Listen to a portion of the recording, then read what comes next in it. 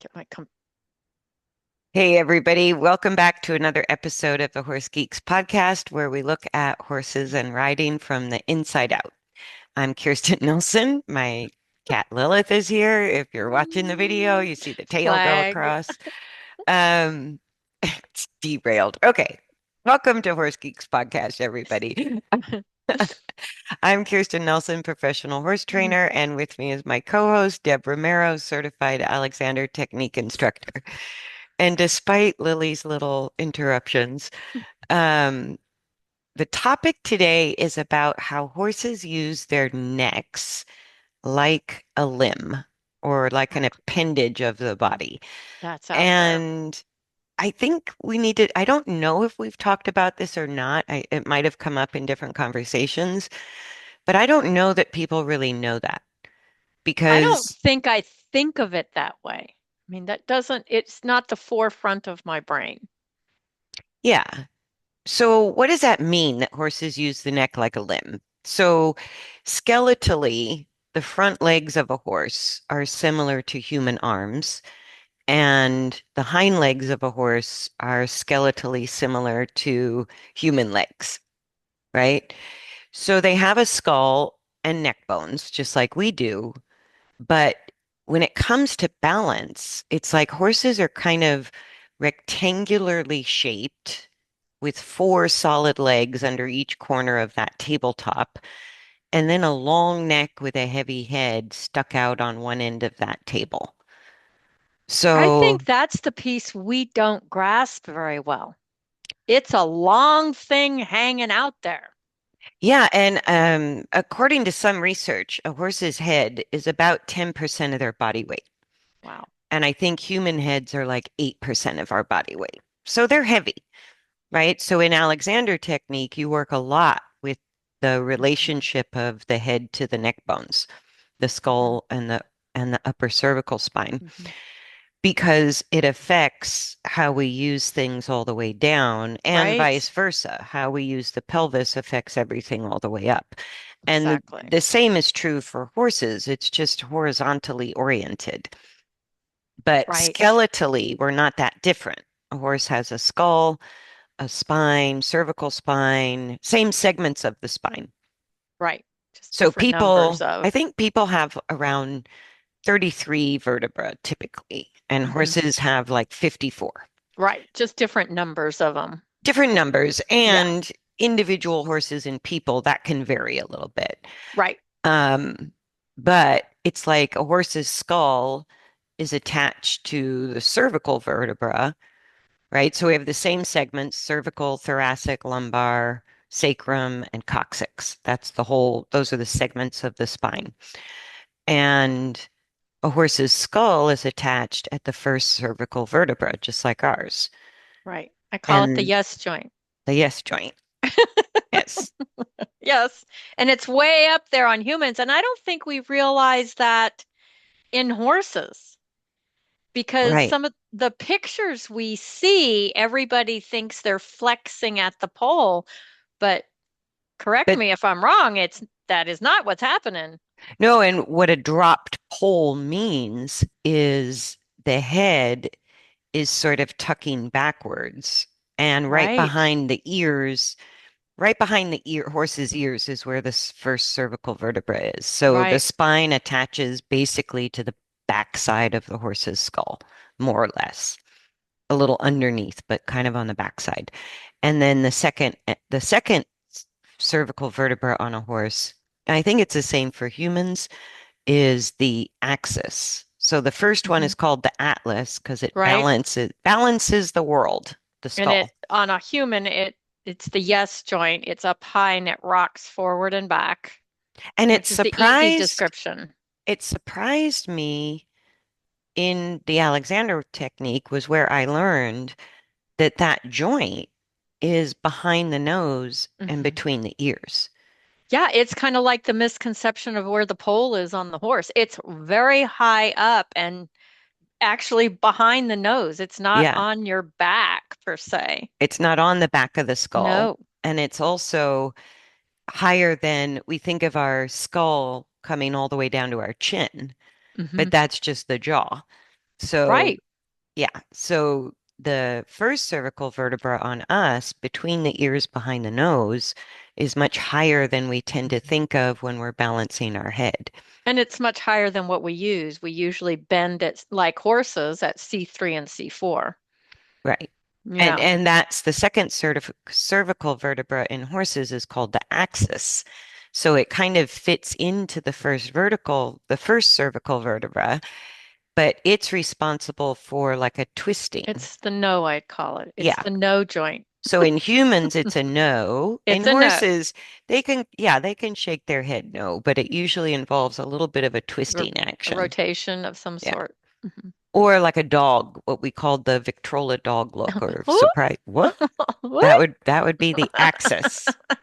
Yeah. So with horses, because their arms, their front legs are on the ground, as are their legs, hind legs, like humans, they can't adjust their balance easily like we can by sticking our arms out to the side. So Wow. if we slip or trip or balance on a balance beam, whenever our torso gets a little unstable, humans instinctively just stick their arms out and Right. adjust, right? Kind of adjust the arms until the torso is stable again. So if you think of someone learning to walk on a balance beam or a tightrope, well, not a tightrope, more a balance beam, those arms are out constantly and wiggling a lot to try to learn how to stabilize the torso on a narrow piece of wood. And as a gymnast gets the hang of balancing the center of the body, the arms can go anywhere. They can be all fancy and dramatic and do They different can, things, and they can stand on their arms, right? So, getting the center stable is why we stick our arms out to adjust that so we don't fall, right. right? And horses can't do that with their front legs, but their torso still becomes unstable at times, just like ours. They Exactly. lose their balance. So the way horses, kind of the equivalent to us sticking our arms out to stabilize our torso, horses have to adjust their neck to do the same job. Wow. It's the appendage.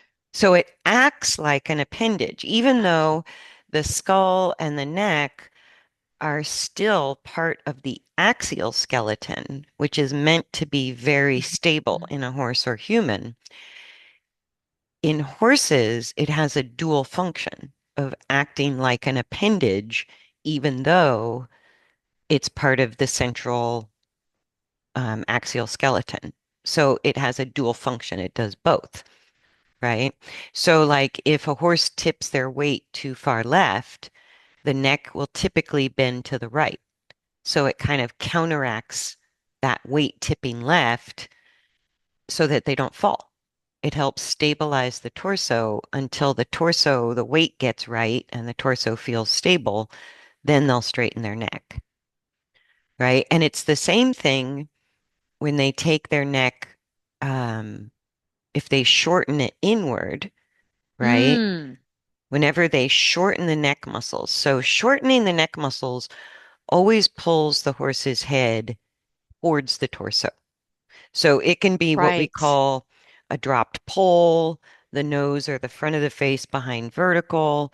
It can be curling of the neck, arcing of the neck, arching, or even I see I see this more common, like with educated riders who know that the poll or the first cervical vertebra should be the highest point of the neck in a horse when they're balanced. They'll sort of manipulate that with reins, but the horse will end up shortening the neck inward like a turtle. Oh, I and go, yeah. have you ever seen that? Oh yeah, and I see it in we have fun, just so you guys know, we do videos and draw red lines and I see it at the shortening at right in front of the withers. That will sometimes create a dip, Dip. There's a like, little like I call mhm. it the blanket dip. It's kind of like right where the blanket sits. but it's in front of the withers, up the Yeah. neck, not at Yeah. the withers or behind. Right. And And I'm like, so that oh, little, there's a deep level of shortening going on there. yeah, and that little dip is so interesting to me because Hmm.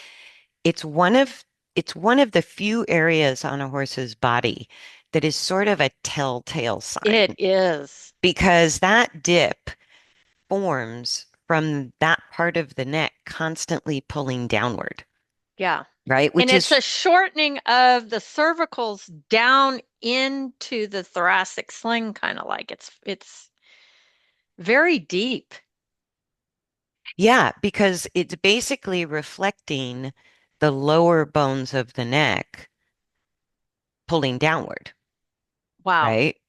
Which would be, it means it correlates to dropping the back because Yeah, the neck isn't going downward in isolation.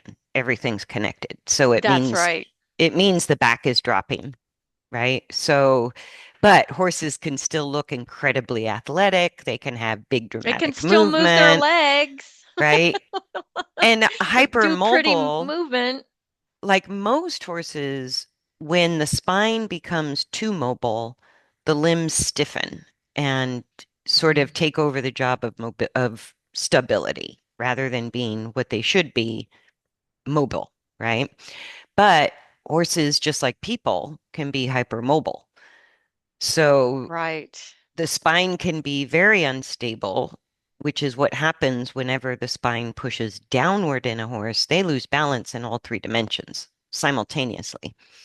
And that's why it's a big deal for a horse to drop a back because it's not just downward, it's also front back and left right balance are lost at the same time, And I think right? it's key what you said about the changing in the muscle use. The muscles that are supposed to be stabilizing are becoming mobile in the back, and then the legs are becoming stiff. Well, the muscles are actually, this is why the neck shortens. This is why Mm, we can observe the natural or man-made, man-influenced, person-influenced use of a horse's neck to sort of ascertain what's happening in the spine. wow. Because concentric contractions, which are a shortening type Hmm. of muscle contraction, are stabilizing the body when the spine and the pelvis are unstable, Right. right? So we don't really feel a horse drop its back because the top line muscles are so tight and Tight. so short, Right. right? What we typically feel rather than a downward direction is when horses push the spine down, they also rock side to side or The tilt side to rotation. side Hmm. because it's destabilizing rotation and alignment of the spine simultaneously. And I don't know if that happens in people. I know for sure it happens in horses, but Not sure about that. If that really, because we're not quadrupeds, right, if that, and our relationship with gravity is completely different. right. So for horses, for us, when we drop the back, we're basically arching forward and Right. we can still be pretty stable. It Yeah. doesn't affect us as much. But if a horse drops the back even a few degrees when the spine goes down, it destabilizes all the functions of the spine. So you just lose stability of the entire axial skeleton. And the way we know that's happening, aside from the tilting, rocking, big mover that's really hard to ride deal, is the neck shortens because the neck Right. muscles, all the soft tissues that are supporting the neck and the head are part of a continuous chain, right? Right. It's an uninterrupted chain of tendon, ligament, muscle, and fascia all the way along the spine and supporting the pelvis SI joint. Right. So the neck shortening, interestingly, is the last thing that happens. Wow. So if the hindquarters and the barrel make changes of use regarding the pelvis and the lower to mid spine, the neck reflects it. It doesn't cause it because it's the That is last a thing to huge, happen. that's a huge point because we don't, I always think front to back instead of back to front. We all do. Yeah, we always look at the front end, not thinking that that's just a reflection of what's going on behind it. Right. And because it's really difficult for the human eye to see what's going on in the barrel and the Hmm. hindquarters of a horse, Hmm. right? The spine is pretty deep and there is humongous muscles around it, Hmm. right? So we have to develop our eye to see movement through the pelvis or even feel unbalanced movement through the Hmm. back that gets our attention. But the neck is kind of easy to see. And Like you said, it's anytime, that big appendage that sticks out in the front. yeah, it's a big appendage. And Big so, appendage sticking out there, guys. right. So if we look at the horse nose to tail, right, a horse's shape is kind of like an uneven teeter-totter. Good, So good picture. the fulcrum of that teeter-totter is between the four legs. That's where they gain and lose balance is between the four legs, right? But that point between the four legs is not the center of the body nose to tail. It's kind of farther back than the whole length of the Mm, horse. Does that make sense? yep. So it would be like having a teeter-totter that has a long side and a short side, right? Wow. Which one of my clients said this farmer made up for his big family. So the little kids and the big kids could be on the teeter-totter Oh, without that's one of them getting launched, without the little ones getting rocketed off of the teeter-totter. He made one side of the teeter-totter shorter, and that's the horse's sort of from the saddle to the tail area. And then the other side of the teeter-totter longer, which would be from the saddle to the nose part of the horse, wow. right? So if you wanted to keep that teeter-totter level, you need more weight and more force on the short side of the teeter-totter, less weight, less force on the long side of the teeter-totter. That would equalize it, right? So that's kind of how a horse balances front to back and up to down.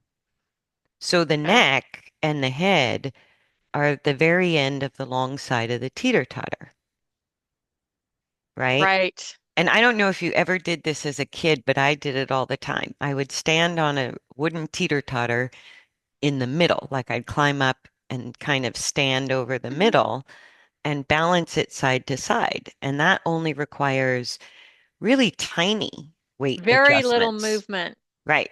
So in any kind of structure like that, we have a fulcrum in the middle of a plane. That's what bodies are, three-dimensional planes.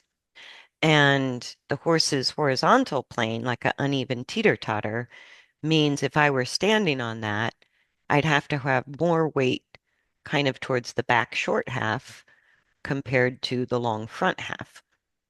And the neck and head being the end of that front half, if the weight shifts a little bit near the fulcrum, the end of that teeter-totter is going to move up and down a lot. A lot. It's kind of like, I think we talked about this before when you build a house and or a room, if you're an inch off in one corner, you're 6 inches off in the other. Right. Yeah, it Right. happens.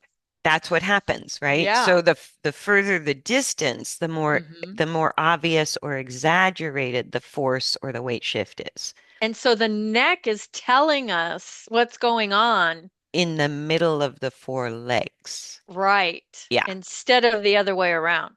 Yeah. So a Because we, tiny little weight imbalance in the torso between the four legs or a imbalance in all four legs Mhm. is going to cause a horse to want to adjust the neck until that middle spot of the four legs is stable again and weight's more balanced between the legs or And I think equalized. I shared with you one of the horses I'm working with. He always has a head tilt to the left. And what we found out is he had a hip injury on the right. The horse? Yeah, Yeah. yeah. Tilted head to the left. hip injury on the right as a baby. Yeah, that's exactly the imbalance in the hip starts first, Hmm. and the use of the neck and head reflect it. Right. Yeah. So if we think of how a horse chooses to use the neck, if we'll talk about reins in a minute, with or without bits, with or without leverage, doesn't matter. What we do with the reins is what affects the horse's neck use. Right. So when a horse shortens the neck muscles, what it tells us is the weight is very unstable or very one-sided between the forelegs, Okay. right? So it's not where it should be. So the torso gets unstable, or the torso's sort of compensating for too much weight forward or too much weight to the left or the right. And kind of the neck is just reflecting what happened at the fulcrum of the teeter-totter, Okay. right? So the shortening of the neck is kind of a big deal because horses do that when the torso is pretty unstable or really out of balance, right? Even the pelvis included with the spine. So shortening the neck can take a lot of variety because horses' necks are so mobile, Right. right? That big So, appendage idea again. It's right. long. It's long and heavy. I go, the only thing we can say for certain is however the horse shortens the neck muscles, the neck is going to cause the head to come towards the torso. And that's interesting because in my work, when we try to manipulate the doing of it, a shortening occurs. Yeah, I think that's It's true always for all bodies. it's always a tension type of shortening because we've talked before what eccentric contractions are when the muscle's in length. But if there's any out of balance in the human too, there's a level of tension that comes in Shortening. Yeah. to try to support the situation.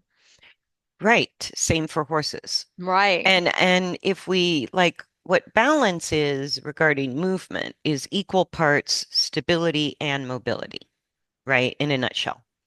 But bodies prioritize stability a little more Mhm. than mobility.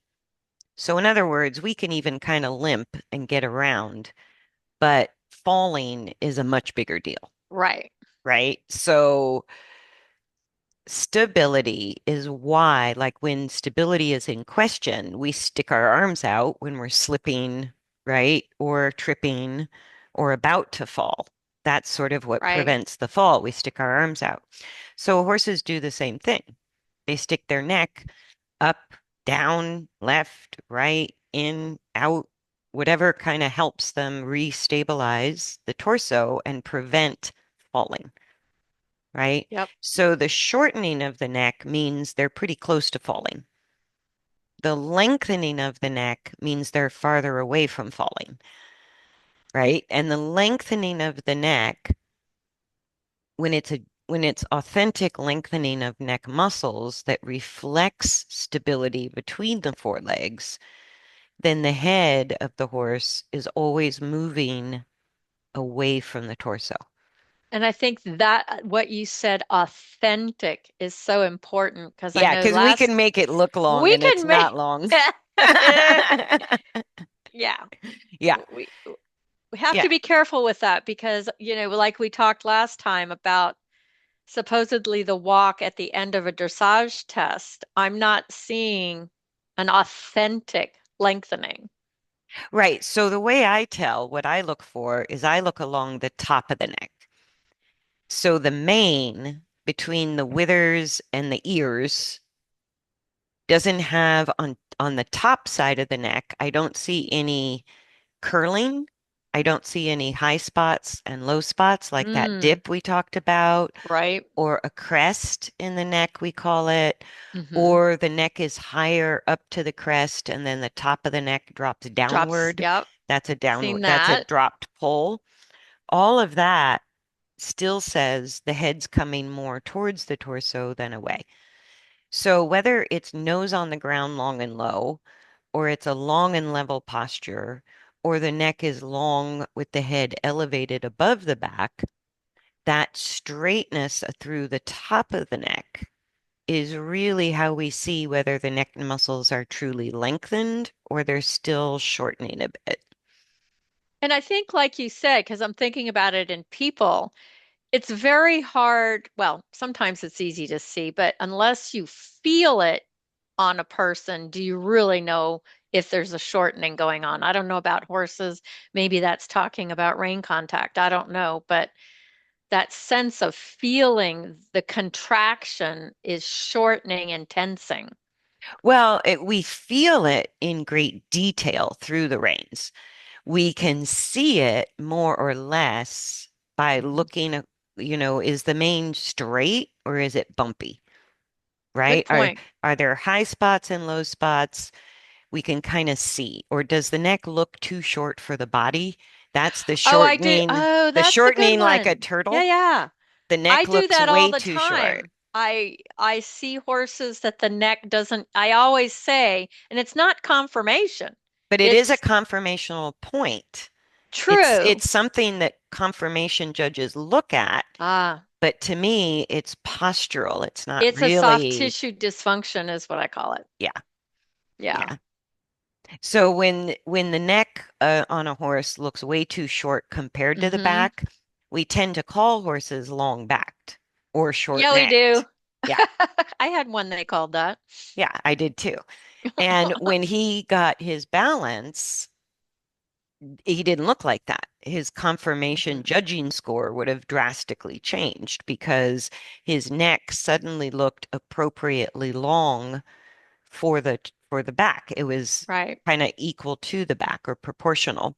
And when he was out of balance, he looked like he had all you could see was his big head, right? And short neck. His head was longer than my head and torso combined. He had this massive head. It's out of proportion, I guess is what to say. It's just not proportional. But when his balance changed, Mhm. that changes posture, that changes muscle use, which changes muscle development. So Exactly. the more he got balanced, I would get comments like his head is so elegant instead of so clunky, right? When I first got, Yeah. it was like he's all head and front feet. That's all you would notice. And I hear comments from clients that from other people after they've had several Alexander lessons is, have you lost weight? Yeah, Are you no? What are you doing? You just look so much more slimmer or slender, taller. Yeah, taller or whatever. And it's yeah, just better organization. yeah, Yeah. absolutely. No, and that same horse also really opened my eyes to what we're feeling in the reins Mm, because sort of I was at a point in my life where I was still in English traditional riding. You're looking mhm. for a substantial rein contact, right? For the horse to Exactly. take the bit and have a contact. And so as long as I was searching for that, he was a big horse and I'm not a big person. He got almost too heavy for me to manage. And I would hear Interesting. people say this a lot, like I need to go to the gym and build up my upper body strength just to ride that horse Or I need a bigger bit or more leverage. or more Right. lever. Hmm. Or Yep. sticky reins that don't slip, right? Yep.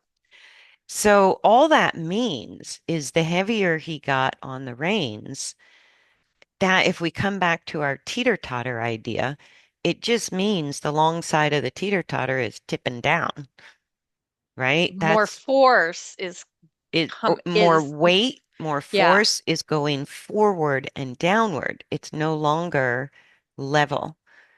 So a horse that is balanced in the middle of the four legs is automatically going to elevate their own neck and head. right. Just like if we put weight on the short side of the teeter-totter, the long side is going to lift, right? So horses have the capacity to elevate their own neck and head if they're strong enough and stable enough in the middle of the four legs and through the pelvis and hindquarters. that's how they get a horizontal alignment with gravity or balance. So our reins aren't going to get that done. I think that's so important because with everything we've said with the teeter-totter concept, correct me if I'm wrong, but us putting our weight further back or having a driving seat is not helping. That's not going to get it done either That's not because, going to get it done either, guys. well, because when we lean back or lean forward, instead of having a vertical force coming through our body to the horse's Mm. back, we're generating a downward force that's angled forward or backward. And so that creates a lot of pressure on a horse's back, and horses naturally move away from concentrations of weight and pressure. So we sort of inadvertently cause horses to push the spine down, which, like I said, now you've lost balance in all three dimensions. Right. And then you're going to have a lot of shortening of the neck, For stabilization. right? Yeah, it's going to shorten. So at one point, I was taught that you sort of take the reins and the horse pushes against that short Mhm. rein, and you wait until the horse sort of gives and lightens the feel of the reins, and then you release. So in Western training, that was called getting a soft feel, Oh, right? okay. So that the reins feel light to us, but I had no recognition whatsoever that my horse was just shortening the neck, To get away dropping from it. dropping the poll, tucking the chin backwards to get away from the pressure of the reins. And if we hold the neck short with short reins that get heavy, right? Because short reins are not necessarily heavy. And I think people don't realize that. They see short reins and assume they're heavy. But if the horse Mm. lifts their own neck, the short reins are light because Everything's light. And everything's it's light. the same thing in a human. It's Right. like everything vertically gets organized and it's soft and available. It's not heavy anywhere. Right. But it can be efficient that what I like for horses, the reins can be very short and very light Right. because you're not using the reins to position or Right. restrict the neck. It's That's just what a conversation. that's what makes reins heavy Hmm. is basically we can imagine when that sort of long front side of the teeter-totter wants to tip down, it's going to increase the pressure on the reins unless we Right. let the reins lengthen. Right? But we're so afraid of letting horses fall forward. We think if we keep the neck short, that that's somehow going to help them rebalance between the legs in the middle of the torso. It's disrupting the teeter-totter theory. Well, and I even tried that. I even tried that, like thinking I You could did. use the reins to shift weight and then the neck would lengthen, right? And Well, okay. so what happened in that case, dummy me had to sort of live through it and pay the consequences, is the horses just like arranged the spine and the pelvis and the legs further back because if the Mm, neck is restricted, they're going to find a way to feel stable by somewhere. either bending the spine too much, twisting it too much, dropping the back, shifting leg to leg. Like they're going to figure it out in the areas we can't see or feel as easily, Right. right? So it became something that was in my own best interest Hmm. to loosen up those reins, right? Just not that I had to drop a rein contact completely, but if a horse increased heaviness on the reins, I wasn't going to hold the horse from falling just by keeping my rein length. I had to do something else to help the horse rebalance, Okay. right? Makes sense. And So, we're so dewy as a society with our hands. right. And even when I Yeah. went through periods of experimenting with leveraged bits, every horse I rode in a leveraged bit just got kind of complicated somewhere in the torso It kind or of gets hindquarters. scary. It gets scary. Yeah, I actually sort of by really having that much leverage to not let them fall forward is what I thought I was doing, right? Hmm. They just contorted through the lower spine and pelvis and legs instead. And And then we get then anomalies. I had a bigger problem, Yeah, we get it right? leg anomalies, lameness, Kissing yeah, spine, all kinds of kissing things, spine, right? ring bone, side bone, SI uh, pain. stifle, hock. Hmm. Yep. Yeah, And I don't think people make that connection, I don't either. That's why we're but talking about this yeah, because this is so it true though. it kind of starts with rein restriction and Hmm. leverage, right? And so a lot of times now, when I get horses in that have had their headset sort of done by a human, whether those were gadgets on the ground or the use of the reins or side reins, draw reins, running martingales, or what they Right. call the German neck stretcher, whatever. But it's like all of those gadgets are just designed to restrict the mobility of the neck and make the horse look right, right? Make the horse look like we think it should look. Right. And Yeah. we think, and Hmm. we've been told by Oh, we've been professionals taught. Yeah. that if we do that, that somehow they're going to figure out how to lift the back. And I go, it's a little more complicated than that. You can't just mush in the front end and hope that all that energy is going to go up. It doesn't go up. It can go down, it can go left, it can go right, it can go Hmm. forward.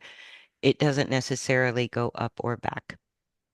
So, so I learned to really look at, and especially when we realize horses are using adjustments through the neck and head in order to stabilize their own torso and legs, I suddenly felt pretty bad restricting that use. And that's a great point. Just I don't, when I was a kid and I had braces, I had to wear one of those neck things at Oh, night. uh-huh. If anybody put your Headgear, fingers in your headgear and right, restrict your head and neck by pulling on your mouth and tell me how that feels. right? That's Does that probably as fix my spine? No, it makes me tense up. right, Yeah. right. No, and headgear is probably the closest humans get to feeling a bit. I'd throw it Yeah, off every night. yeah. Even my retainer drove me crazy. Yeah. Yeah. We don't realize, and then that's another whole podcast on how sensitive the mouth is, um, to all Yeah. that. And so, sorry, what I started to say was horses that come in that now have a strong habit of sort of holding in the neck, we call it, right? Using the neck for stability because the Mm-hmm. torso and the hindquarters are unstable. That's going to happen in the neck, or the horse is going to fall. So I'll get horses in that have that deep dip in the neck in front of the Hmm. withers and have even been sort of diagnosed by vets as having a cresty neck, like it's a conformational Right. point, right? And those horses, I just take the bit out of the mouth straight Right. first thing. I go because the bit becomes a bit of a trigger. It's a debauched Yeah, relationship. Yeah. yeah. So even a snaffle bit sort of triggers horses with that habit to keep using that habit. So I ride them in a halter, regular halter, rope halter, doesn't matter. Usually a regular halter because it's just less pressure if I have to use It's the looser. reins. Yep. But putting the pressure of the reins on the top jaw really kind of restores their ability to use the neck more naturally if they have that Mm. habit of over curling to the point. And horses with like TMJ issues, horses Mm. that hate having their ears messed with or are kind of head shy around the face, usually it's because of that chronic neck shortening, chronic contraction through the neck that's been getting them by. Good point. And just like if we go get a massage, wherever we were chronically tight is not going to feel comfortable when somebody starts pushing around on that muscle. Exactly. So, and horses that are bad to bridle, usually that's an indication of substantial, Right. neck compensation, neck tightness. So, what I look for now is I will use rein pressure alternately on any length of rein, even all the way back at the buckle, I will use left and right rein aids to help a horse not bend the neck because the neck is so mobile. Keeping the skull and the neck bones in line with the lower spine and the pelvis does help them stabilize the Figure it axial out. skeleton. Hmm. Yeah, which is important. They But that figure it out. that can be with their nose on the ground or their head in the air. It doesn't matter, Right. right? So what I don't use the reins for is restricting any movement of the neck that goes inward, outward, up, or down. I go, that's not the job of the reins because the horse is adjusting weight through the torso in those moments, Right. right? So I allow all that, and I've had comments on Facebook that I should keep a consistent rein contact, right? And I go, you'll have to listen to more videos to know why I don't do that. Yeah, I can't take. And Yeah. yes and no. It depends. Like all our good mentors say, it depends. Right. So, like, if we're in a competition, the judges definitely do not want to see the neck moving up, down, in, and out. We're going to get scored down for that Unfortunately. because a competition is supposed to show that you did your homework, Good right? point. So, by the time you get to a competition, the training you did at home should have stabilized the neck by that point, right? And I go, I agree with that 100%. What I don't agree with is trying to stabilize the neck in order to get to the competition. I go, Oh, that, woe is the human. right? Sorry. Sorry, human. Sorry. Yeah. Yeah. Helping a horse stabilize the neck through the reins, left to right, useful. Trying to restrict the head moving and neck moving up, down, in, or out, not so useful, right? So there's other things we can do regarding steering, paths of travel, speed adjustments, Hmm. transitions that all help the horse stabilize the torso and balance back to front. And And we do it a lot at everybody, the walk. I mean, it's not like it's well, a difficult coordination thing. is coordination no matter how Right. fast you go. Doesn't matter your gait. Yeah. So you can, I think for people, I find even really experienced riders have to work at the walk for a substantial amount of time just to become aware of what they're feeling. Because we just Good think point. horses, like we sort of call them stubborn or uh, lazy or hypersensitive. And really, it's just weight imbalances and instability that are happening during motion, Right. right? And that's how they express themselves. Right, because it would make just like your headgear made you cranky, Yeah, right?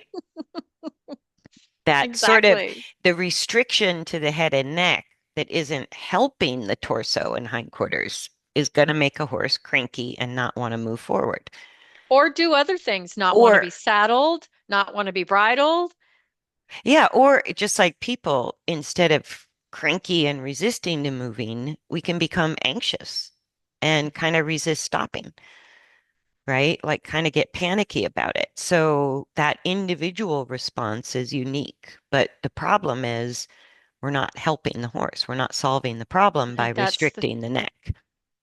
And what I've noticed in a lot of equestrians is they actually use their hands and reins to balance because they haven't figured out their own axial skeleton balance. Right. And Right. that's another whole thing. Yeah. That's huge, is Yeah. what I see. If you take the reins away from riders and they panic, that's a telltale tale. The axial skeleton on the human is not organized. Right. Right. Yeah. So not being able to ride without short reins Yeah, means we're not balanced. exactly. Yeah. Yeah. And riding with adjustable rein length, an adjustable feel on the reins at different lengths is not something we're taught. We're sort of No. taught that the horse lightens to our rein length, not the other way around. And And we're so, also taught that reins are a manipulation and not a listening tool. yeah, Yeah. and it rains like increasing pressure on the left rein compared to the right rein is how I know a horse has too much weight on the right. Wherever that weight is going, I'm going to feel an increase of rein pressure, not because I'm creating it. If I'm listening, If you're listening, right, right. If I'm kind of loose and adaptable with the reins and on a light contact, that just helps me feel it sooner than later, right? your timing will get better. With no contact, we have to kind of watch the neck visually, Hmm. and that's always going to be delayed. Delayed or take videos, you Yeah. know, Or watch your even, videos and see what's going on. right. So also, if pressure increases on both reins, I know the horse's body weight is falling forward, It's falling on its face. Yep. right? And you got to let the And teeter-totter do its thing. what's really interesting is when I have a rein length and the horse creates slack in the rein, gets too light, Mm, that's how I know the horse is shortening the neck before I can see the neck shortening. you can feel it. You can feel it. So if I have, They get behind the vertical, I guess is another way to say it. They back off of the tension. right, so whether Right. they're tucking the nose into the chest or Hmm. they're kind of sticking the nose in the air or they're dropping the pole or they're shortening the neck inward, you're going to lose your rein contact. You're going to have Loss of rein contact. you're Good going to point. have a lighter feel on the reins. And that's what I was taught and what I thought Hmm. lightness meant, right? Right. That's what a light rein meant was zero pressure. And I go, Wow, that's now, so powerful. yeah, now I know better, Right. Now I know right? better. I And like that. in a leveraged bit, we're going to get lightness because the leverage minimizes what we feel. It No doesn't kidding. it doesn't minimize, it exaggerates what the horse feels. Yeah, it really exaggerates what's going Really on. exaggerates. So Hmm. if we put a little bit of pressure in the reins with a leverage bit, that is multiplied in the horse's mouth. It's pulling down on the pole too. Right. If I'm, yeah. So like I played with leverage bits because it made the reins feel lighter. But it also, because the reins felt lighter, I thought everything was okay.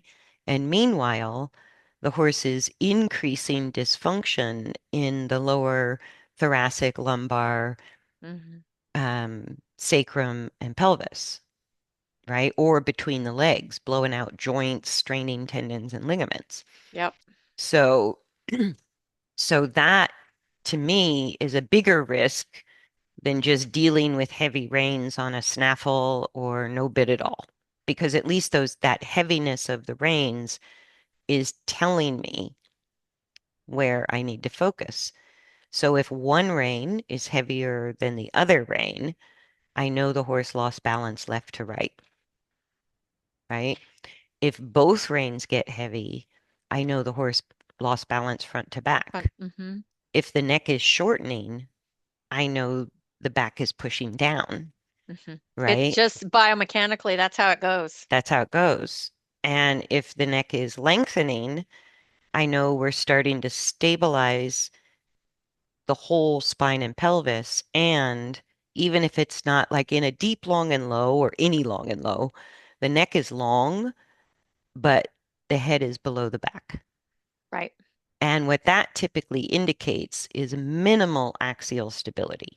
So the pelvis is sort of minimally engaged and the spine is minimally stable, usually straight, but the horse can't control their weight from falling forward. So Right. you get a long neck and then gravity pulls that end of the teeter-totter straight down, Yep. right? So at least I know in long and low, the back is no longer going down, but it's not really lifting very It's not much. going up, but like we've talked before, it's a progressive state. Yes, I use It's a it as piece of the puzzle. It's I a piece use of it the as whole a puzzle. transitional posture. Yeah. When a horse comes in that has neck development that The shows, over bulky. right, really Yeah. bulky, short necks, lots of high spots and low spots along the Yep. top of the neck, then I know that horse is going to need a little time in long and low in Right. order to get balance. It's So, just a place to go to. We don't stay there. well, and just like us, we find our balance by sort of being too far. Too far one way or the other. Yeah, It's just how it works. There's no right or wrong because it's not a place. It's right. it's a fluidity of it all.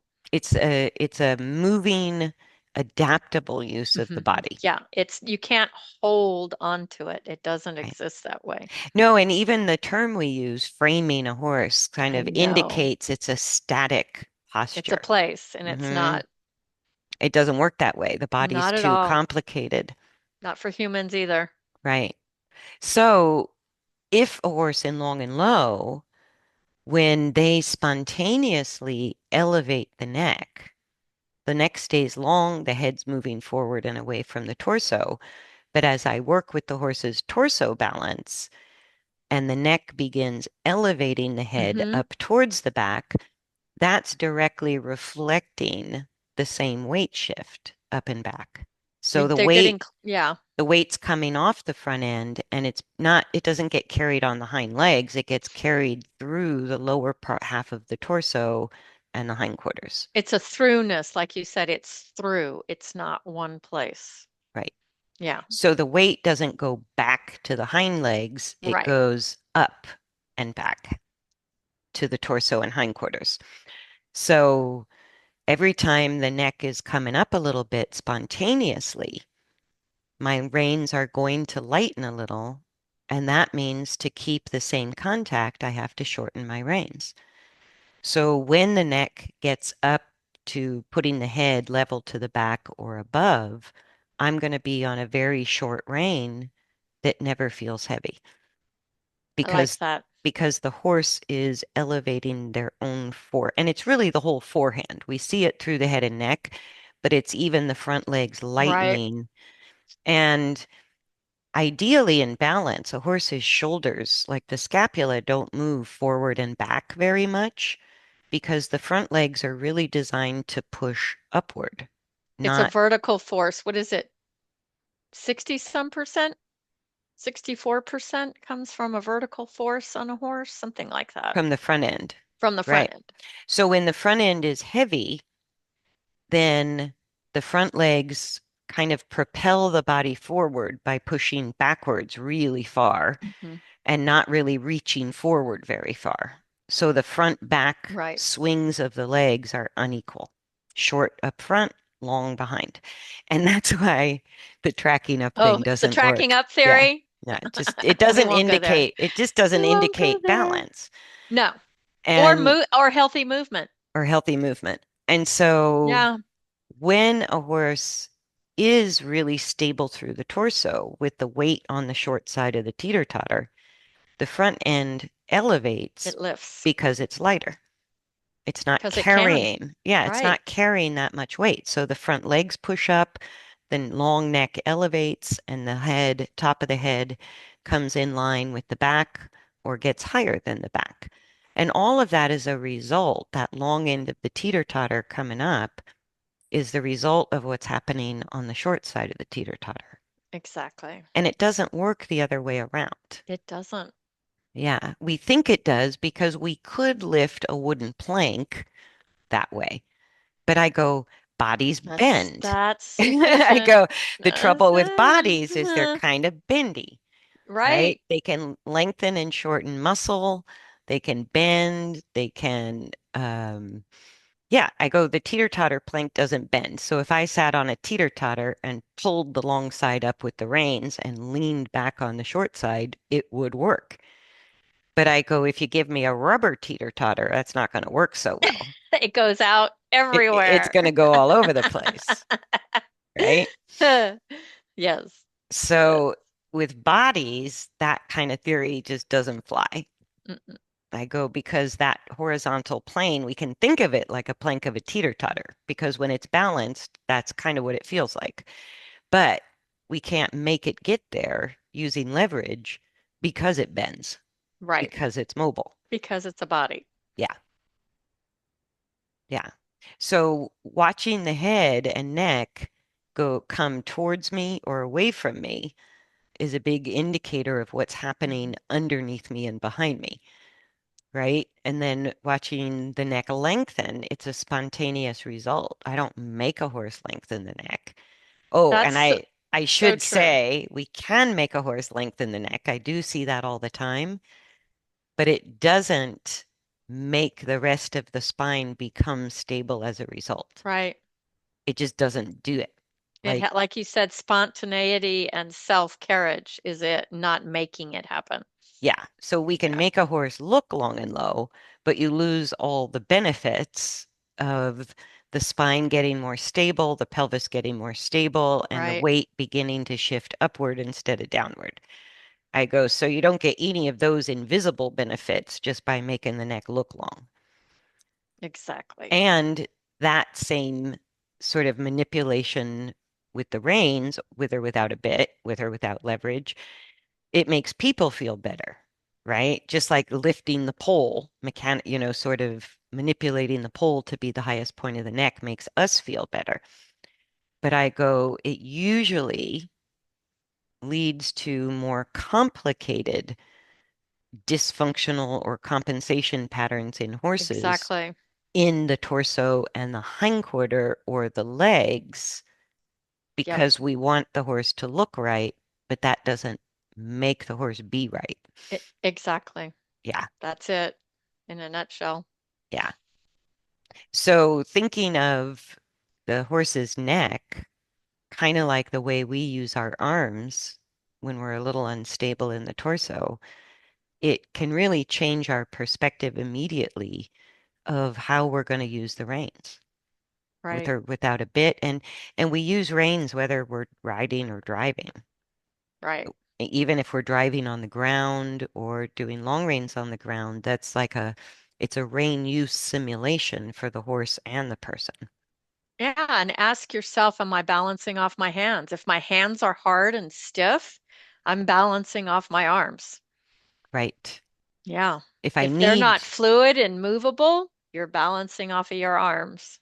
yeah, or if you can't stay on board on a very loose rein, chances are Hmm. your own balance Your needs a own little axial work. balance needs work. I Hmm. agree. Yep.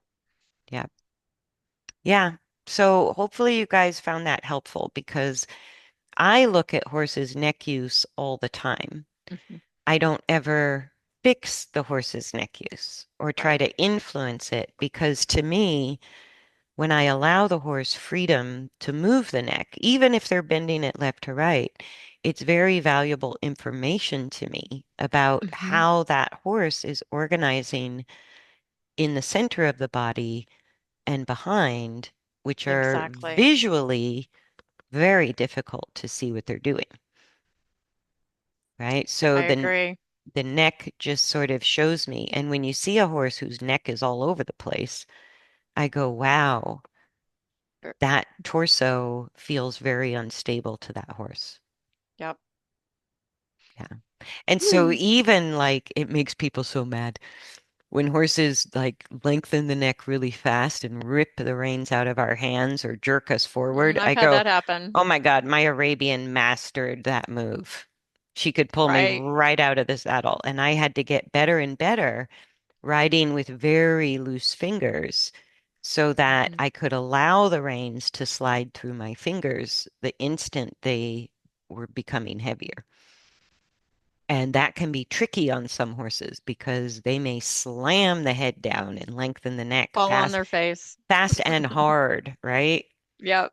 Especially when they're new to it, if they've been sort of using a short neck. Contained. Right. Mhm. So I go, it's not rudeness, it's just a lack of control that the horse has. Right. They're not trying to do it to us, although Exactly. I used to get so mad at my Arabian. Why do you keep doing that to me? Right? And she's like, I'm gonna do it until you figure this You out, stupid dummy. human. Yes. More private lessons for her. My horse is thinking she still has not figured this out.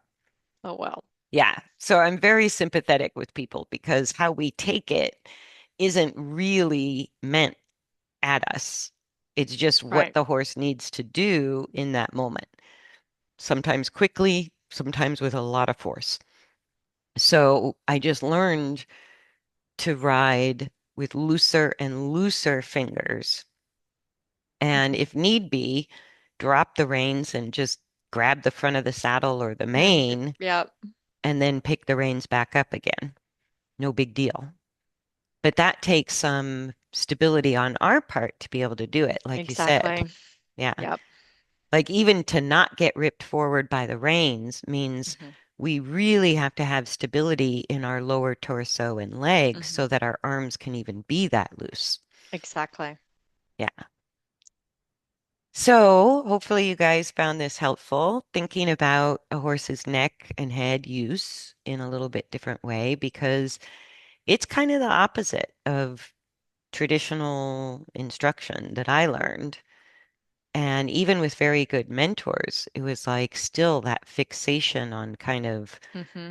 either resisting the fall forward, right? Save the horse from falling forward.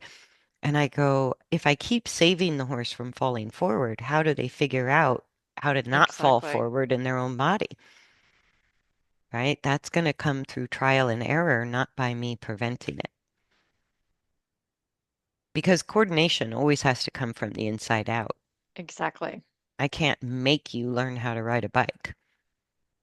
That you're going to have to figure that one out on your own. I can Right. guide and I can help, right? But I can't put you in headgear and duct tape your hands to the Exactly. handles and pedals and push you off and hope it works.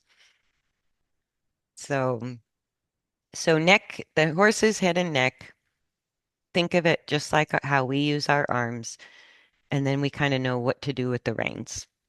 Exactly. All right. Thanks for sticking with us if you're still here this long. I hope it gave you a little light bulb moment today, if nothing else. Thanks for liking, sharing, subscribing, all the usual stuff. And we look forward to seeing you on the next episode. Thanks, everybody. Bye Bye. bye.